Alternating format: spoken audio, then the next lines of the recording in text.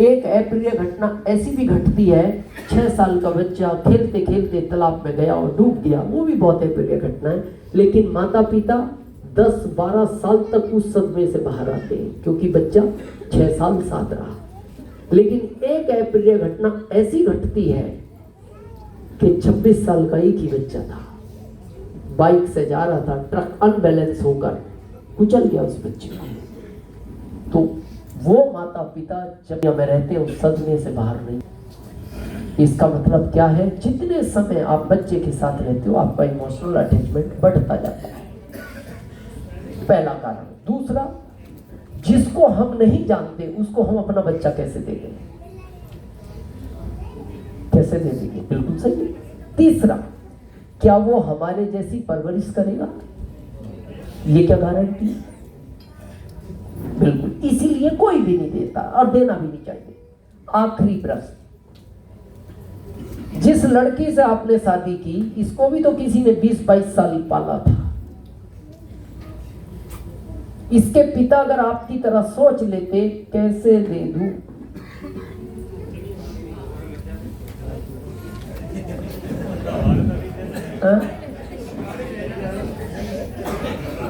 कुआरे रह जाते।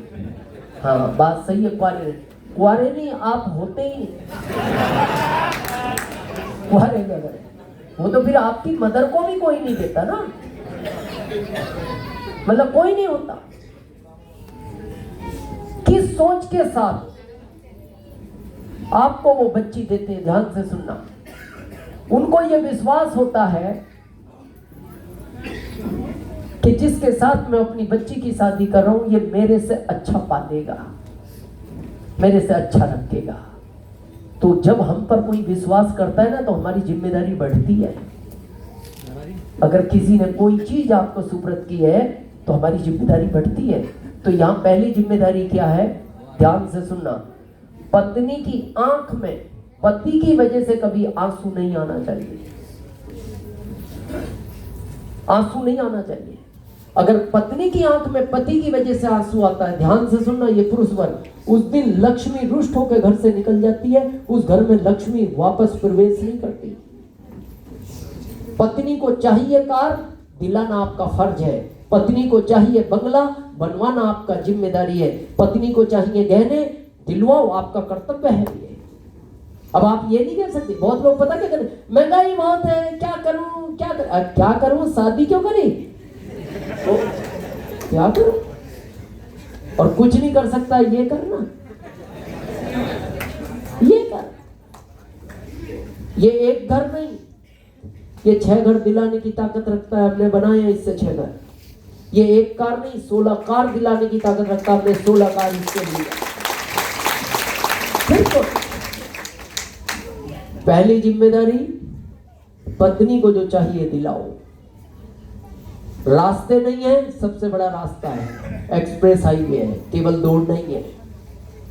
दूसरी जिम्मेदारी, जिन बच्चों को इस दुनिया में लाए हो, 4 पाल सकते थे, 4 लाने थे, 2 पाल सकते थे, 2 लाने थे, 1 पाल सकते थे, 1 लाना था। नहीं पाल सकते थे, नहीं लाना था, ये आपके हाथ का कंट्रोल था।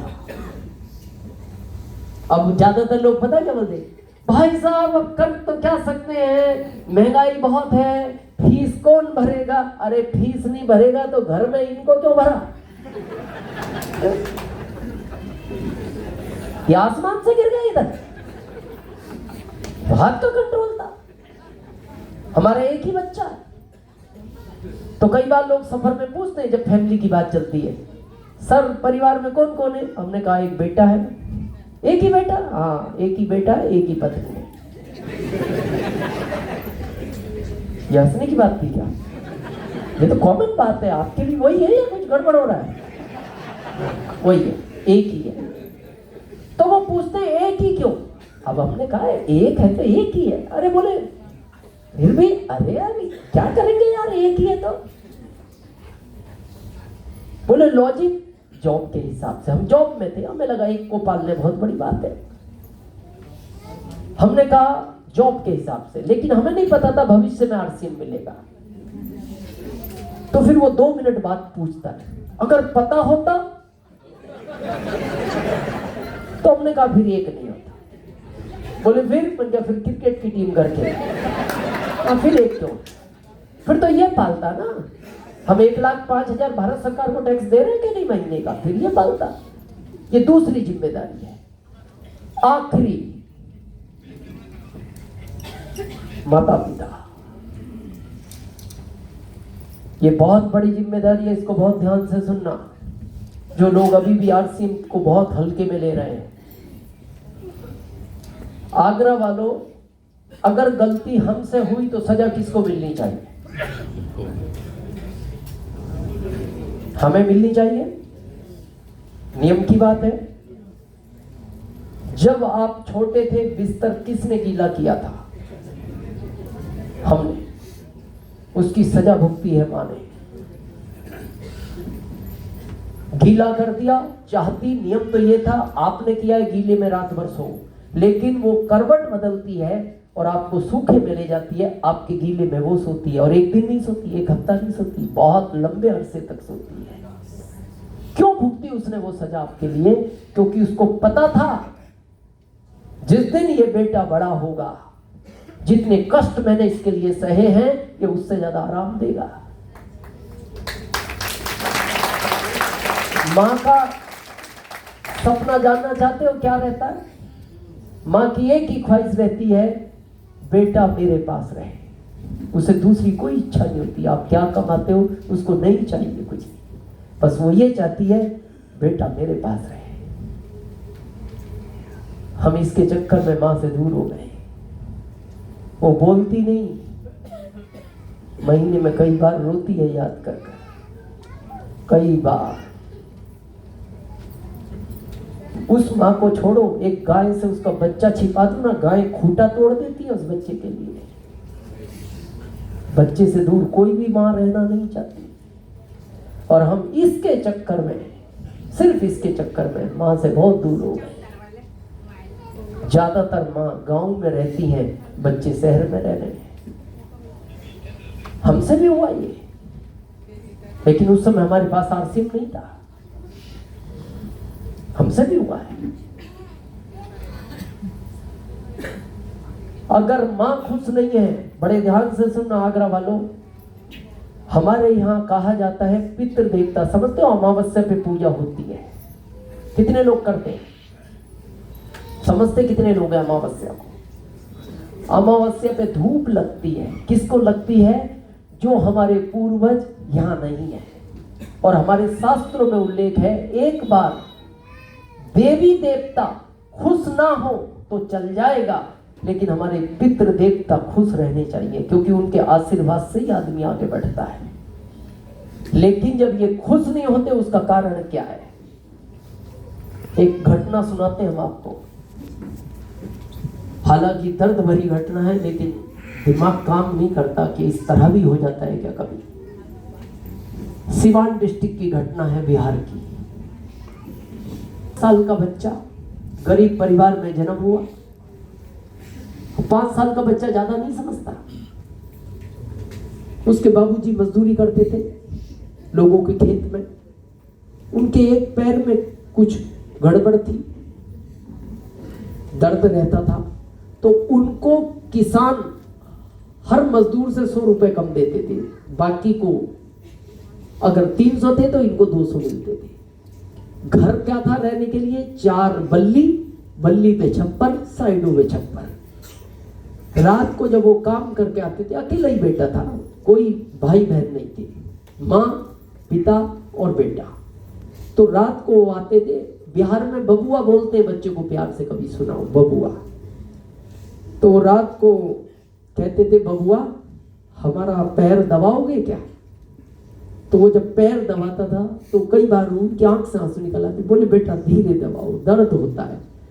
अब वो कहता था, आप कह रहे थे दर्द हो रहा है तो दबाओ, आप दबाता हूं तो भी दर्द होता है। हाँ बबुआ, थोड़ा पैर अच्छा नहीं है। जब वो बच्चा इस चीज को देखता था तो उसके अंदर एक भाव आते थे, यार पिता की ये क्या जिंदगी है। याद करो पिता ने हमारे लिए क्या क्या किया है। तो जब वो पिता खेत में जाते थे तो वो बच्चा अपनी माँ को पता क्या बोलता था? माँ, मैं एक दिन बड़ा आदमी बनूंगा, और इतना बड़ा आदमी बनूंगा माँ मैं बहुत बड़ी कार लूंगा तुम्हारे लिए। पिता बैठेंगे नहीं, उसमें लेटा करेंगे क्योंकि इनके पैर में दर्द है। लेकिन मां, ये एक चीज से आएगी, पढ़ाई। अगर मैं अच्छा पढ़ूंगा तो मैं अच्छी नौकरी करूंगा। तो वो बोलती थी, बेटा पढ़ाई का पैसा कहां है, ये तो घर चलता है। मां, ये मैं भी सोचता हूं, उसका टैलेंट देखो, 5 साल का बच्चा किस तरह की बातें करता था। मां ने कहा, बेटा मैं एक वादा करती हूं, मैं तेरे को पढ़ाऊंगी, लेकिन तेरे पिता को नहीं बताएगा। क्योंकि गांवों में वो पहले स्लोगन है ना कि महिला की कमाई आदमी खा रहा है, पुरुष खा रहा है, ऐसे ही स्लोगन होते थे। तो वो बोलती थी, तेरे बाबूजी को अगर कोई कहेगा अच्छा नहीं लगेगा, तो एक काम कर, जब तेरे बाबूजी खेत पे मजदूरी करने जाएंगे तो मैं लोगों के घर में बर्तन साफ करके जो पैसा आएगा उससे पढ़ाऊंगी। लेकिन एक वादा कर, तू कितना भी बड़ा हो जाएगा ये बात कभी भी बाबूजी को नहीं बताएगा, नहीं तो बाबूजी ये कहेंगे मेरी पत्नी ने मेरे साथ धोखा किया है, मेरे को बताना चाहिए। उसने वादा किया, माँ ये बात कभी नहीं बताऊंगा, मैं मर भी जाऊंगा बाबूजी को ये नहीं कहूंगा कि तुमने मेरी पढ़ाई के लिए लोगों के घर में बर्तन साफ किए। बस जिस समय बाबूजी नहीं रहते वो माँ बर्तन साफ करती, बच्चे को पढ़ाती गई। बच्चा पढ़ने में इंटरेस्टेड था क्योंकि वो पिता का वो दुख नहीं देख सकता था। बड़ा हुआ, इंजीनियर बन गया, शादी हो गई, उसके 3 बच्चे हो गए। उसके बाद उसका पहला सिलेक्शन नौकरी का हुआ अहमदाबाद। लेकिन जब वो बच्चा बड़ा हो रहा था तो माँ उससे एक बात पूछती थी बीच बीच में, बबुआ मैं बड़ा तो कर रही हूं पर छोड़कर तो नहीं जाओगे ना माँ को। वो रो पड़ता था, बोले माँ मैं एक बार दुनिया छोड़ दूंगा, आपको नहीं छोड़ूंगा, मैं यही रहूंगा आपके पास। लेकिन वो बीच में पूछती थी, बेटा नौकरी के लिए बाहर जाओगे? नहीं माँ, यहाँ रह के करूंगा। लेकिन वो कहते ना परिस्थितियां बदलती जाती है, बच्चा बड़ा होता गया। पहली नौकरी अहमदाबाद 1 लाख की। जब 1 लाख की नौकरी लगी, बाबूजी ने कहा बेटा अहमदाबाद जाओ। तो उसकी आंख में आंसू आ गए, उसको वो बात याद आ गई माँ की, मैं दुनिया छोड़ दूंगा, आपको नहीं छोड़ूंगा। बेटा रोए क्यों? नहीं बाबूजी, थोड़ा सा दूर जाना पड़ रहा है, मैं जाना नहीं चाहता। बाबूजी पागल हो तुम, इतने पढ़े, तुम्हारे 3 बच्चे हैं, क्यों नहीं जाओगे अहमदाबाद? तुम चिंता मत करो, तुम्हें माँ की चिंता है ना, मैं बहुत जल्दी विधायक साहब से बात करके तुम्हारा ट्रांसफर करवा लूंगा मैं सिवान में, घबराओ मत। लेकिन बेटा जाओ। स्टेशन पहुंच गए, माँ ने एक ही बात पूछी, बबुआ वादा याद है? माँ को ना छोड़ने का वादा किया था। वो बोला नहीं माँ मैं अब नहीं जाऊंगा अगर ऐसी बात कह दी। उधर पिता ने कहा क्या क्या हुआ, नहीं जाओगे? क्यों नहीं जाओगे? अब वो ये नहीं कह सकता कि मेरी माँ ने मेरे लिए बर्तन साफ किए, वो तो वादा है माँ से कि मैं मर जाऊंगा नहीं बताऊंगा, क्योंकि पिता का विश्वास खत्म हो जाएगा पत्नी के प्रति। फिर माँ बोली नहीं, चुप हो गई। लगातार आंख से आंसू गिर रहे। वो जब ट्रेन में चढ़ गया पत्नी और बच्चों को लेकर, माँ से बोलता है, माँ वादा तो मैं नहीं पूरा कर पाया, लेकिन मैं एक विश्वास दिलाता हूं, पिताजी कह रहे हैं जल्दी ट्रांसफर हो जाएगा, ठीक है जब भी होगा, लेकिन मैं महीने में 2 बार आपसे मिलने आऊंगा, ये मेरा वादा है। लेकिन माँ ने कोई जवाब नहीं दिया, वो चला गया। जाने के बाद जिस फैक्ट्री में पहुंचा, वो उनकी 4 फैक्ट्रियां भारत के बाहर थी, एक अहमदाबाद में। तो उन्होंने पहली शर्त उससे पूछी, बेटा नौकरी करो, आज से तुम इंचार्ज हो इस फैक्ट्री के, सबसे मेन मैनेजर हो, लेकिन साल में एक ही बार छुट्टी मिलेगी, ये सोच लो, हर महीने नहीं जा पाओगे। बोलता है सर मैं अपने पिताजी से एक बार बात करता हूँ। उसने क्या, बाबूजी छुट्टी साल में मिलेगी। हाँ कोई बात नहीं बेटा, मत करो, हाँ करके एग्रीमेंट साइन करो, मैं जल्दी बुलाऊंगा ना तुम्हें, मैं विधायक साहब से बात कर लूंगा, तुम चिंता मत करो, हाँ कर लो, एग्रीमेंट साइन कर दो। उसने एग्रीमेंट साइन कर दिया, बाबूजी ने बोल दिया। महीना पूरा हुआ, माँ ने पूछा अपने पति से, बबुआ का कोई खैर खबर है? हाँ ठीक है, अच्छा। कुछ बोला नहीं, बस यही कह रहा था माँ का ध्यान रखना, माँ को कहना वो भी अपना ध्यान रखना। आने की कोई बात थी? नहीं। क्यों, तुम्हारी कोई बात नहीं? मेरी कोई बात नहीं।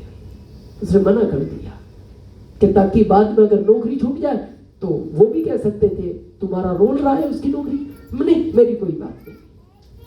लेकिन उसने अपनी तरफ से कुछ नहीं कहा। हाँ, नहीं कहा। उस मां को यह लगने लगा बबुआ धोखा दे दिया,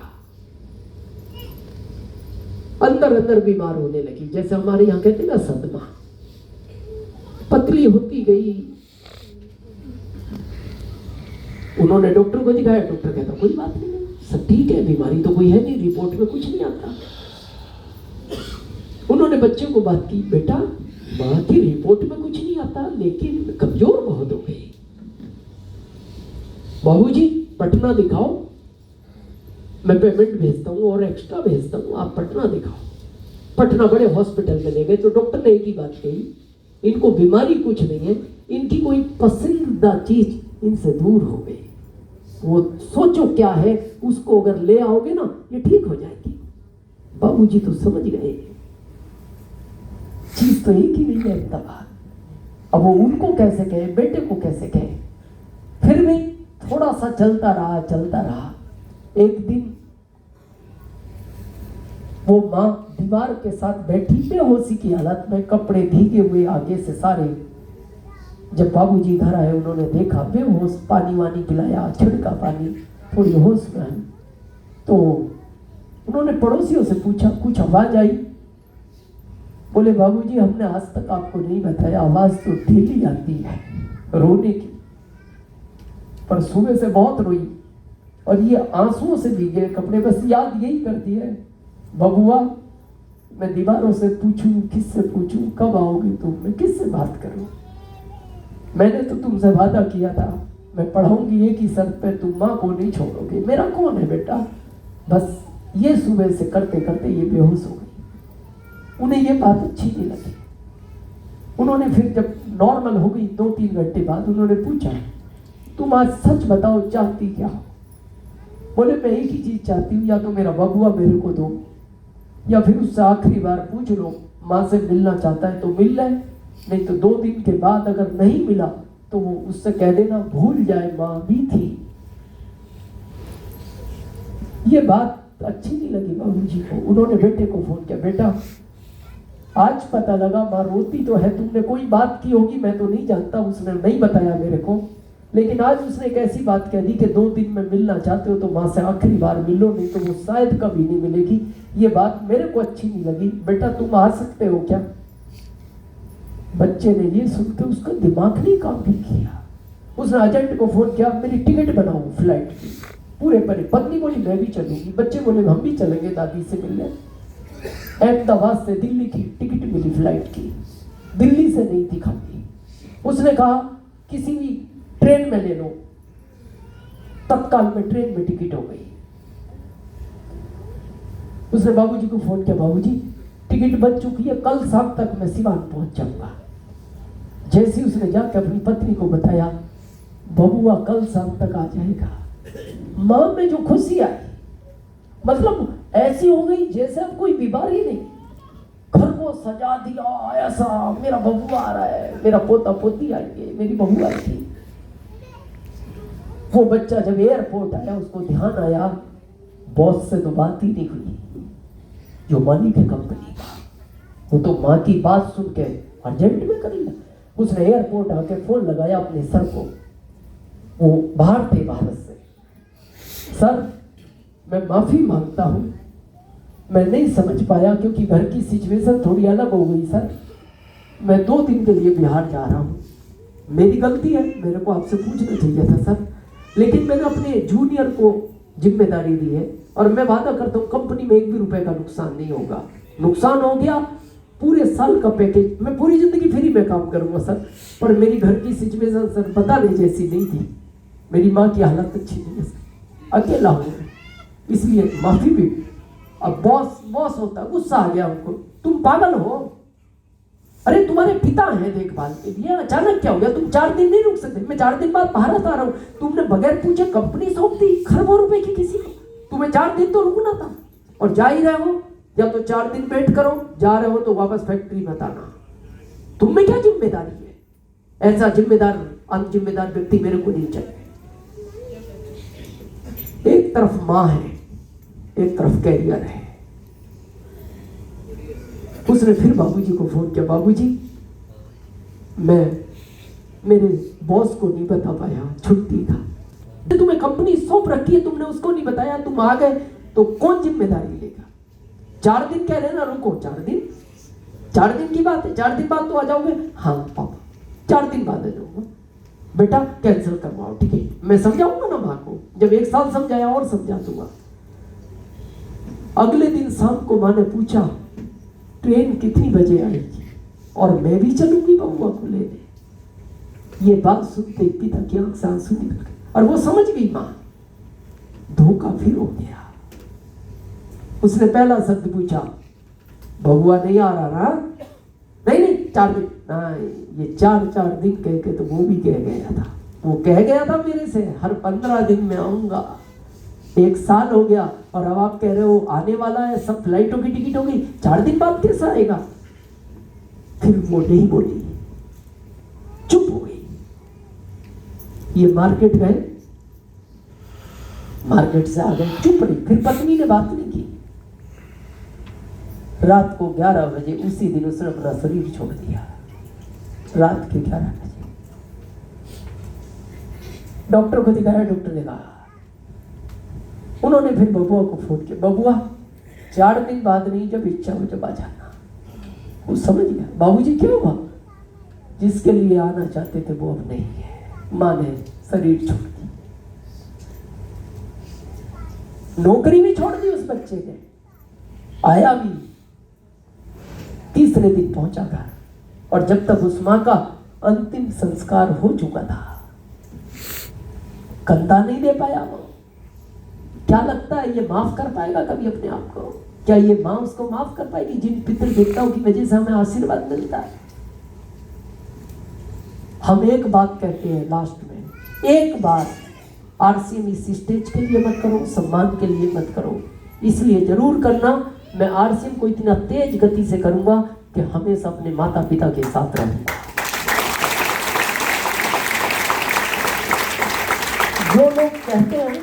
जो लोग कहते हैं बस 1 मिनट और सुनना, हम किसी प्रोफेशन के विरोध में नहीं है। जो लोग ये कहते हैं आरसीएम ऐसी क्या ताकत है जिसका आप सब इतना सीना ठोक के बात करते हैं। मान लो आप आईएएस बना दो अपने बच्चे को, या बन जाओ आईएएस, मान लो इनकम 3 लाख है, लाल बत्ती की गाड़ी है, सिक्योरिटी गार्ड है, पत्नी को अलग से गार्ड है, पत्नी को अलग से कार है, माली आता है, सब सुविधाएं। बच्चे 20,000 के स्कूल में पढ़ते हैं, दोनों की 10-10 हजार फीस है, माता पिता का 35,000 का मेडिकल का चल रहा है, बीमारियां हैं इनको, क्यों? आप 3 लाख पर हो। ये घटना तो घटेगी, यही कड़वा सच है, जो आया हो जाएगा। आपसे एक प्रश्न है, जो पढ़ाई को बहुत वैल्यू देते हैं, हम मना नहीं कर रहे आप दो, लेकिन उत्तर भी दो इसका। जिस दिन ये आईएएस इस पद से हटेगा, ये पद खाली हो गया, हट गया तो खाली हो गया, क्योंकि इसका तो रोड एक्सीडेंट में मृत्यु हो गई, और 700 से ज्यादा लोग, ये सरकार का आंकड़ा है, डेली घर नहीं पहुंचते। यही है वो 700 लोग जो घर नहीं पहुंचते डेली। चलो नहीं पहुंचा, ये रीत है। ये पद खाली हो गया, इस परिवार में से इस पद पर किसको बैठाया जाएगा? क्यों नहीं बैठाया जाएगा? फिर हम किस बात का सीना चौड़ा करके घूम रहे हैं? चलो इसलिए नहीं बैठाया जाएगा, माता पिता बूढ़े हो गए, बच्चे छोटे हैं, पत्नी अनपढ़ है, ठीक है नहीं बैठाया जाएगा, मत बैठाओ। ये 3 लाख तो दोगे ना इस परिवार को हर महीने, क्यों नहीं दोगे? इसने 18 घंटे पढ़ाई की है, 3 नंबर का चश्मा लग गया इसकी आंख पे इस आईएएस के पद के लिए, कि मेरा परिवार हमेशा खुशहाल रहेगा जब इस पद पर पहुंचूंगा। अरे जब पैसे नहीं आएंगे बच्चे कहां पढ़ेंगे? ये 20,000 का स्कूल था इनका, 35,000 का ट्रीटमेंट था मेडिकल का। अरे जब दवाई नहीं होगी तो ये तो माता पिता वैसे भी मर ही जाएंगे। इसलिए इसने 18 घंटे पढ़ाई की। लेकिन आरसीएम में देखना ताकत, गर्व होता है, दुख का विषय भी है लेकिन गर्व भी है। हमारे इस अभियान में एक सफायर लेवल के स्वर्गीय श्री रत्नेश जैन, छत्तीसगढ़ रायपुर सफायर थे। सफायर की इनकम ये सब जानते हैं, सीनियर 8 से 10 लाख एवरेज मंथली होती है। 44 साल उम्र थी। जो कहते हैं ना 80 साल के बाद घटना घटेगी तो घटती है, 80 नहीं 44 साल उम्र थी उसकी। बच्चे की ज्यादा उम्र नहीं थी, 44। पत्नी की 40, एक बेटी 11 साल की है, बेटा 5 साल का है, माताजी 75 की है, बाबूजी 80 के हैं। हमारे यहाँ जब सब यात्राएं निकलती है ना, नियम ये है बेटा पिता को कंधा दे, वो सब यात्रा अच्छी है। दुख का विषय वो है जहां पिता बेटे को कंधा देता है। देखो ना इस परिवार में पिताजी 80 के, वो है 44 साल का बच्चा नहीं रहा और अकेला बच्चा था, अकेला। शायद आगरा में रत्नेश जैन जी की मीटिंग नहीं हुई होगी फिजिकल, एक बार आगरा में, बहुत पहले।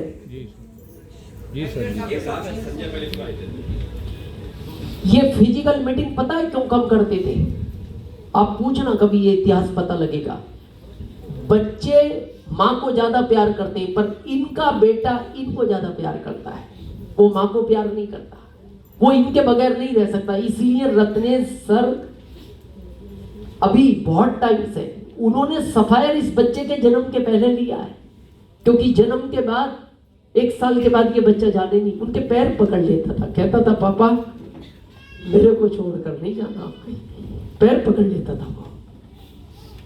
कई बार इनको मीटिंग कैंसिल करनी पड़ी उस बच्चे के चक्कर में। फिर वहां कहते थे जो भी टेक्निकल, बोले आज तुम कर लो मीटिंग, बच्चा नहीं आ रहे। बहुत रोता था वो, कहता था पापा मेरे को छोड़कर नहीं जाओगे आप।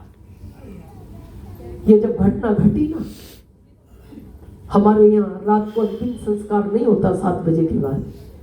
इस बच्चे को आज भी नहीं पता स्वर्गीय रत्नेश जैन जी के बारे में, क्योंकि ये ऐसा लगता था अगर इसको बता देंगे तो सदमे में ना चला जाए, क्योंकि प्यार बहुत करता है।